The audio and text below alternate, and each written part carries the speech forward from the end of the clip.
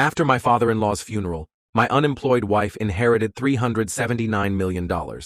She immediately demanded a divorce. "You're useless to me now," I warned her not to regret it. After the divorce, her father's lawyer laughed and said, "Did you even read the will?" Hello, Reddit I plus here. The air in the church was heavy, not just with grief, but with something far more sinister, anticipation. Edward Harrington, my father-in-law, had passed away at 83. He wasn't just a man. He was a legend, a self-made tycoon who had clawed his way up from a working-class family to build a financial empire worth nearly $400 million. At the front of the church, his only daughter, Sabrina, stood beside the casket. She was 45, my wife of nearly 2 decades. Her face was set in a mask of sorrow, but I knew her too well. Those weren't tears of grief, they were crocodile tears. Her eyes gleamed, not from loss, but from the expectation of gain. I, Michael Donovan, 48, sat quietly in the second pew. I had no job at that moment, laid off from my management position 6 months prior, but I wasn't useless. I'd been supporting Sabrina through everything, and together we'd raised 2 children. Still, I felt like an outsider in that church full of Harrington relatives who whispered and calculated their cut of the empire. A week later, the will was read in Edward's old mahogany-paneled study. The room smelled of cigar smoke and old leather. Sabrina sat straight-backed, a faint smirk on her lips. The lawyer cleared his throat. "Mrs. Harrington Donovan, as Edward's sole child, you inherit $379 million.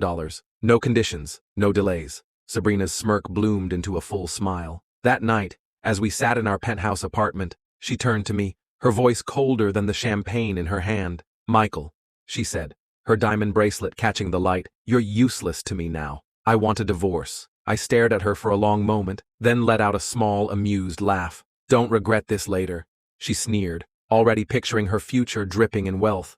Free of me. The papers were filed within days. She thought she had won, but Sabrina had never learned to read between the lines. The divorce hearing was supposed to be her grand victory parade. She arrived in a custom-tailored dress, dripping with jewelry, designer heels clicking across the marble floor. She signed the papers with a flourish, leaning back in her chair like a queen dismissing her servant. "Finally free," she said smugly. "Rich and free. Just the way I deserve." But Edward Harrington's lawyer wasn't smiling. He adjusted his glasses, then slid a thick leather binder across the table. "Mrs. Donovan," he said calmly, "forgive me, but have you actually read the will carefully?" Her smirk faltered. "What do you mean? It says I inherited everything." The lawyer chuckled softly. "No, you didn't inherit everything by yourself. The will created a marital trust.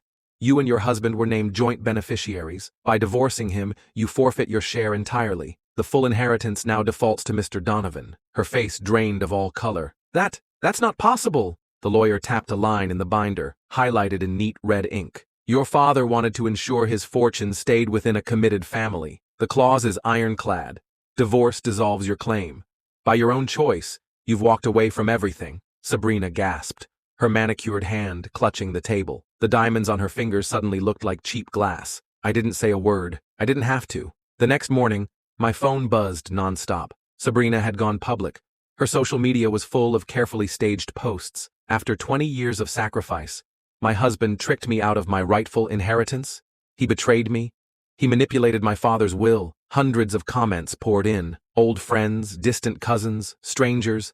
Everyone pitied her. Some hurled insults at me, but I didn't respond. The truth didn't need my defense. Days later, she hired an expensive new lawyer claiming she'd fight to the end, but the judge dismissed the case in 15 minutes. The will was airtight. Then came the emotional warfare. She called our children late at night, sobbing, "Your father stole everything from me. Help me convince him to share." But my daughter Anna cut her off coldly. "You had Dad. You had us. And the moment you thought you didn't need him, you threw him away. Don't call again." For Sabrina, that was the first cut, deeper than money. Her next move was public reputation. She tried to sway Edward's old business partners, painting herself as the widow wronged. But the lawyer had already briefed them. They knew the truth. By the end of dinner, Sabrina was escorted out politely, humiliated. The woman who once had the city at her feet was now being ignored, her reputation crumbling faster than her bank account. I wasted no time. Edward had trusted me with his empire, and I intended to honor that trust. I launched the Harrington Foundation in his name. Our mission: scholarships for single parents, housing for veterans, grants for small businesses. The exact opposite of Sabrina's greed-driven life. Every headline read, "Harrington Foundation donates $10 million to education." led by son-in-law Michael Donovan. Her name was never mentioned. Her calls to correct the record went unanswered. She had no claim, legally or morally. Worse, the social world she adored shut its doors on her. The country clubs, the charity galas, the high society lunches. Suddenly, no invitations arrived. Without her father's money to sustain her lifestyle, she was drowning in debt. The penthouse, the cars, the luxury clothes, all gone within months. But the deepest wound wasn't financial or social. It was emotional. Our son, James, told her bluntly, "Dad worked for everything he has. You tried to throw him away the second you thought you didn't need him. You lost us too." For Sabrina, that was the moment she realized she wasn't just broke, she was alone. The Harrington Foundation's annual gala was the biggest event of the year. A glittering ballroom, chandeliers, politicians, business leaders, all gathered to celebrate Edward's legacy. I stood at the head table, cameras flashing, reporters crowding for interviews. And then I saw her. Sabrina. She'd slipped past security in a faded dress from last year, her jewelry pawned off long ago. She hovered at the edge of the crowd, desperate, invisible. When I took the stage, I spoke from the heart. My father-in-law built his life on sacrifice and loyalty. His legacy wasn't money. It was responsibility. That's why his will was written to protect family, not greed. Whispers spread instantly. Everyone knew who I meant. Sabrina's face went pale. At the end of the night, the foundation announced its new program. Scholarships for abandoned single parents. The applause thundered, cameras flashed. And in the corner of the room, Sabrina stood frozen, realizing every dollar she thought she'd stolen was now being used to uplift the very people she had always scorned. As I left, she tried to approach me, lips trembling. But I walked past without a word. Reporters surged around me, allies shook my hand. Behind me, she stood alone. The same words she once said to me echoed in my mind. "You're useless to me now." But this time, they belonged to her. 1 year passed.